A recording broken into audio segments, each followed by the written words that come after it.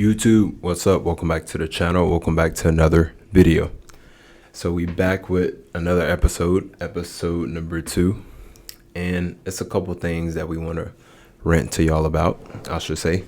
And it was not really a rant, like a discuss, yeah, like a discussion. bringing it to their attention. I'm pretty sure y'all probably in the same boat as us and probably feel the same way. But I'm gonna start off with saying number 1 is we wanted to talk about tip culture.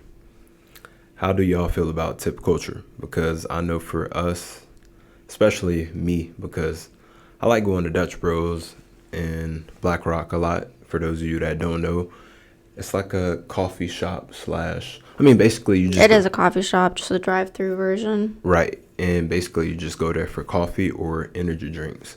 I fluctuate. Sometimes I'll drink coffee. Sometimes I'll drink the energy drinks. And every time we go, because she drink them a lot as well, before you get your drink or whatever, they always ask that question. And I'm pretty sure y'all got the same question at like a restaurant, fast food place, a place where you got serviced or whatever. It's gonna ask you a question at the end, and they know what the question is, obviously, and do you want to tip? And I feel like, I don't know, it put a lot of pressure on you To make you feel awkward if you don't tip. Exactly. And some of them be like side eyeing you as well, like trying to see if you're gonna tip them or not. And if you don't tip, it make you feel bad. But I think I got to a point to where I'm like, you know what, I don't care, because at the end of the day, what did you do other than just bring me the drink? And what, it take 30 seconds to make it? All they do is mix whatever is needed depending on the order. Exactly. Ice, some syrup, whatever, the energy drink, stuff like that. It ain't like it took them 30 minutes to an hour to make, right? And they want to tip, which I understand. Jobs like that really don't pay a whole lot of money, but to depend on the customers to pay it, especially when it's a corporate company and they probably make millions and millions of dollars, a little bit crazy. A lot crazy. And honestly, I just think that it's more expected to provide a tip when we're in food industries versus anything else. When I go get my car serviced, they do more for me as far as service wise, and they're not like, do you want to tip? Do you want to tip the people that just worked on your car? But then somebody that takes 2 minutes to make your drink, and mind you haven't even tried the drink, so you don't even know if it's good or not, and they're like, do you want to tip prior? In my head, I'm just like, what am I tipping for? Right. And not only do they want to tip at a place like that, like a fast food or whatever, even if you do to-go order at a fast food place or a restaurant, they still ask, hey, do you want to tip? I'm like, bruh, all I'm doing is picking up my food. What are they doing for me to tip them? Nothing. I don't want to tip. Exactly. And I don't, because at the end of the day, like she said, you can tip $10, $20, feel good about it, get your food or drink, and it'd be nasty. And it's like, yeah, what did I tip for? Exactly. So it doesn't really matter. And I don't know, to me, it's just kind of crazy for people who work in the food service industries primarily, because I know that's where the tipping happens the most, to expect or make the excuse of, oh, well, we, like he said, we don't make that much hourly, so the tips kind of make up for that. But realistically, it's just why would you depend on other people instead of the person that you're working for to pay you adequately?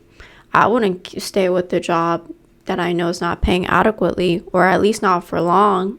Realistically, there's a lot of jobs in this world. If you're not getting paid, and if you're not happy with the tip service that you're being provided, why would you stay there? Or why would you be reliant on strangers to tip you, knowing that you probably didn't even provide a service? And some of them feel entitled too. For example, I was telling her the other day, I went to Dutch Bros, got me a drink, and I didn't tip the lady that gave me my drink. And before, she asked me the question about the tip and stuff, she was all friendly. Hey, how you doing? And how your day going? All of that. I'm like, oh, good. How's yours? All of that. Soon as she pulled out the tablet and I didn't tip, her whole demeanor changed. She was quiet, And then after she gave me my drink, I was like, okay, thank you, have a good day. She didn't say nothing. She was basically like, here. And I'm like, okay. I noticed that a lot. It wasn't even just that. That wasn't my first encounter where that happened. And she's a witness. She was there as well, multiple times. I mean, we get it a lot, and I feel like it's more and more nowadays. It's like the customers gotta pay the extra slack of the company for not paying their employees.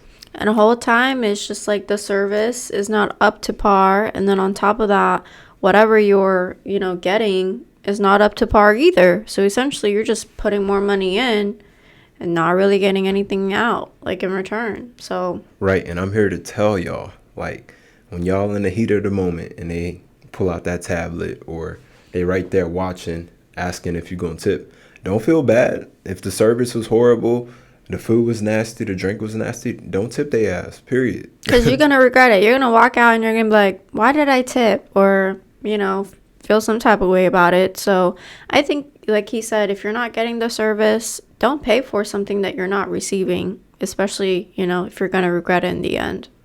Yeah, also at high-end restaurants as well, like the 5 stars. Like, we ate at a lot of places, and you would think, okay, they market it like, okay, you finna get this luxury experience, right?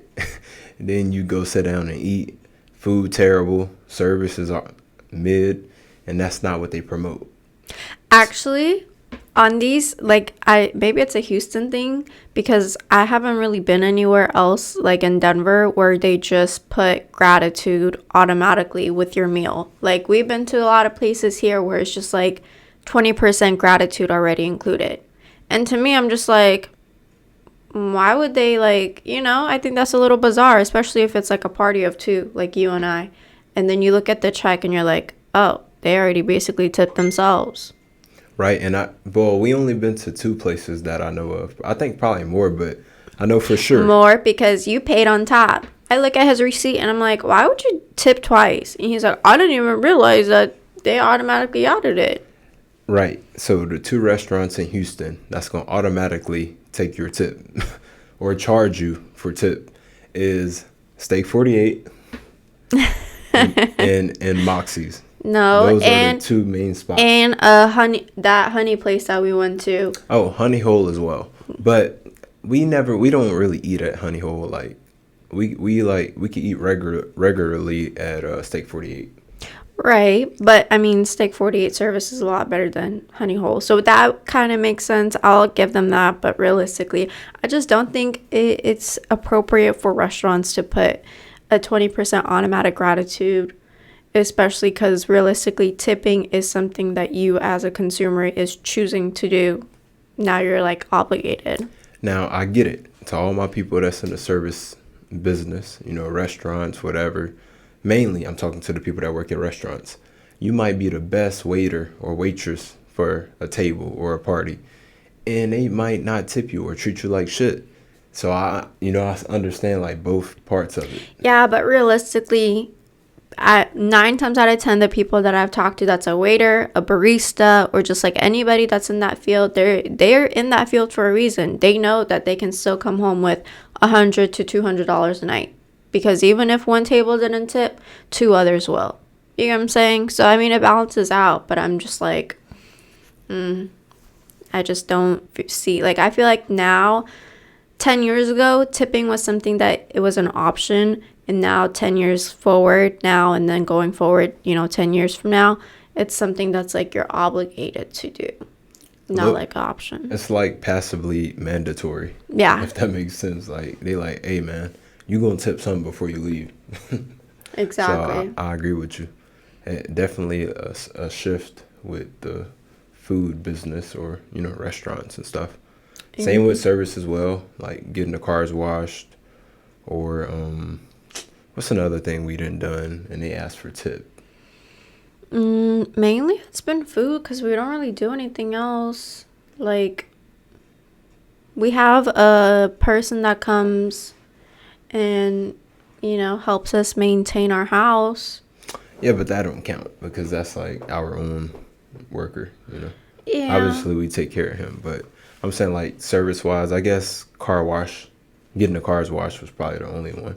Like, it was a time where a guy had washed, I got our cars washed, and he charged me 100, and then on top of that, he asked for a tip. And the job wasn't really, I could have done what he did. $100 for a car wash for one car. No, it was for two. Oh, it was It's for for two. both, yeah. Oh, Yeah. No, I'll take that back. You're right. it was for the for the BMW. yeah, it's for the BMW. It was for one car. One car. He And they charged me took an 100. hour. Yeah. We had to drop the car off, which was like 20 miles away, plus pick up the car, which was 20 miles away. So 40 miles, but double that because we had to get back here. Well, So the first time he did it, we was living in the apartment. So he came to the apartment. He charged me 100 the first time, and when I got the car back, because it was kind of nighttime, I really couldn't see I saw everything. And it was bad. yeah, the next day I called him and had to get on him because I'm like, hey man, like you did a shitty job basically. And he was like, oh man, I'm sorry about that. I can come back out tomorrow and rewash it and do all of this. I'm like, nah, I don't have time. Next time going forward, I would like for this to get taken care of. So fast forward, I think it was a few weeks. He ended up saying, hey, okay, I'll take care of it this time. I'll make sure I do this, and that. And I think I had waste coffee on the inside. So I'm like, yeah, I need to get the carpet shampooed quickly. And hit him up, and we had to drive like 15, 20 minutes to drop off the car.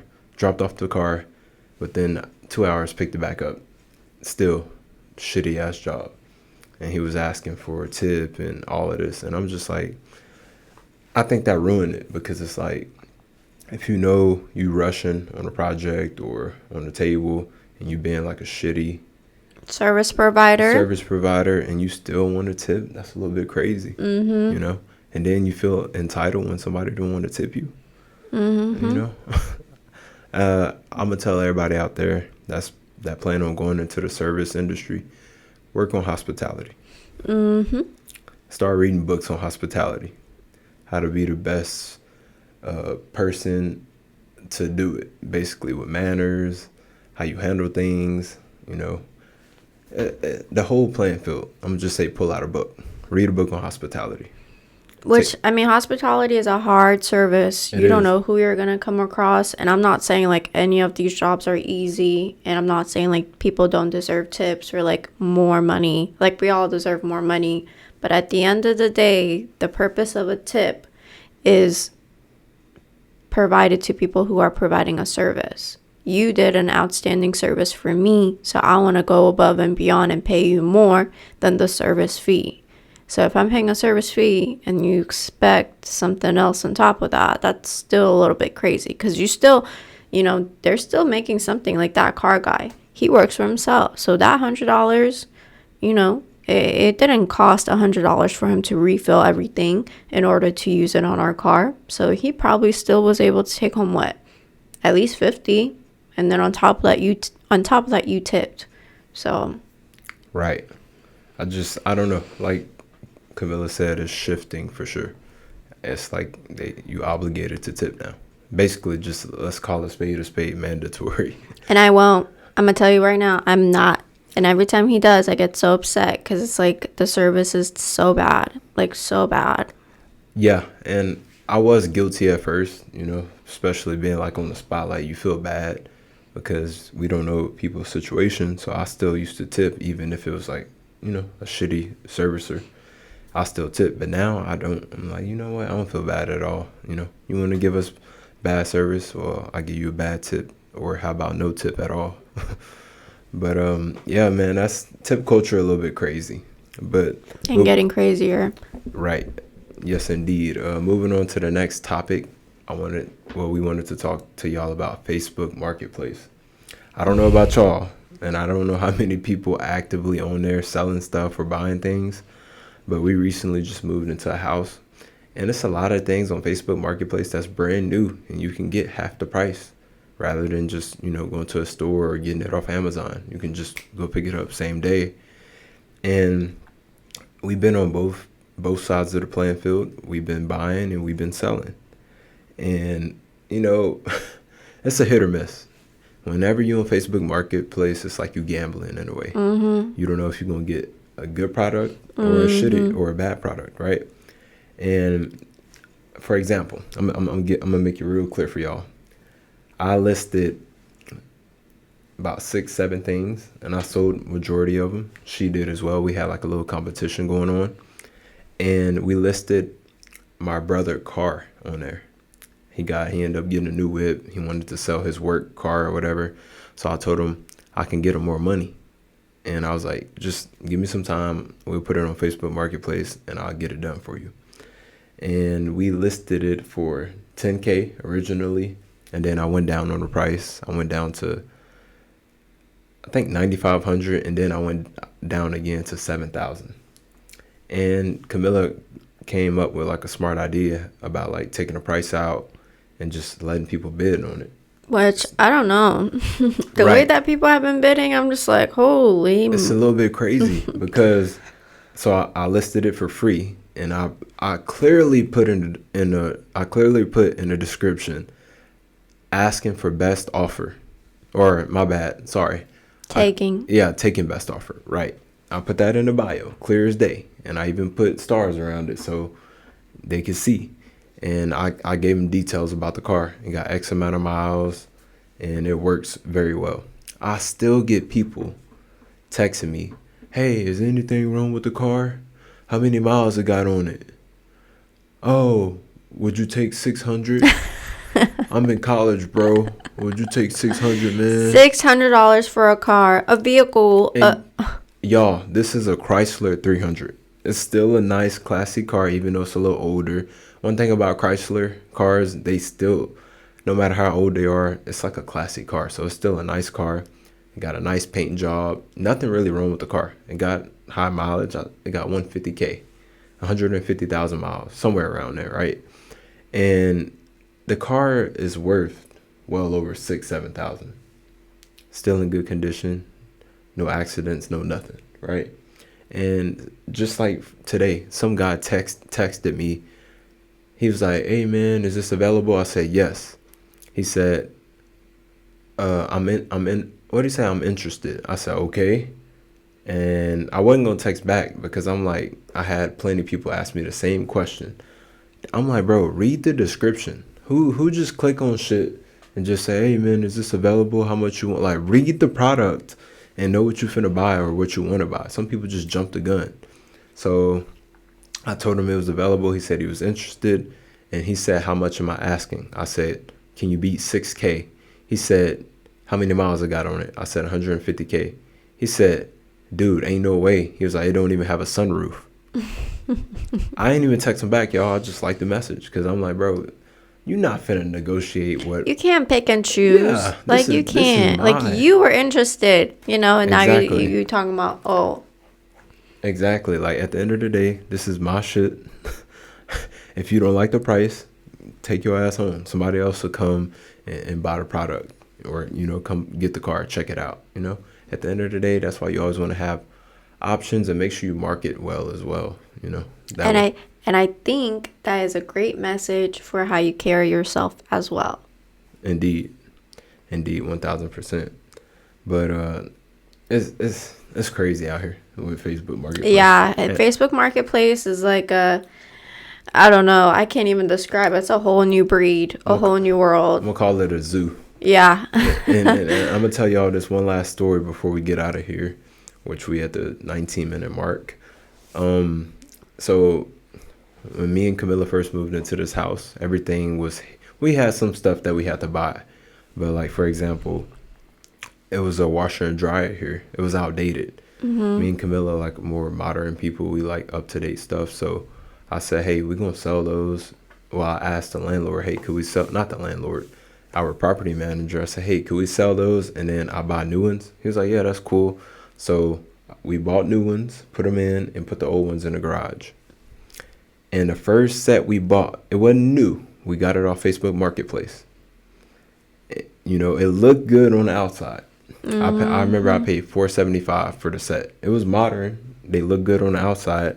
But when we got them in and put them in the house, neither one of them worked. They did work. They just didn't work properly. Well, properly, right. So, for example, with the washer, it'll spin It'll go through all the cycles until it gets to the end, and then it'll say UB, which UB means like unbalanced, right? And me and her don't know nothing about this. Like, we not no damn appliance Yeah. servicer, so that was new to us. And I'm like, everything happened for a reason. I'm glad, you learn, but it was at a time where we didn't have power neither. So it was like one thing after another.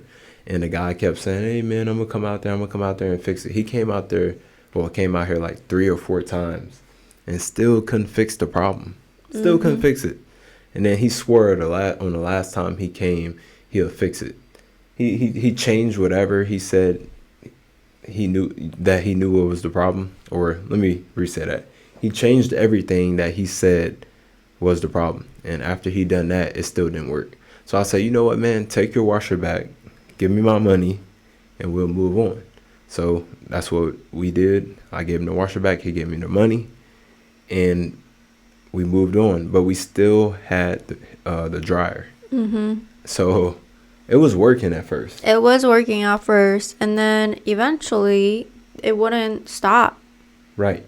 Like, it got like, so for example, she'd put it on something like, let's just say heavy duty. No, not even heavy duty, just like normal.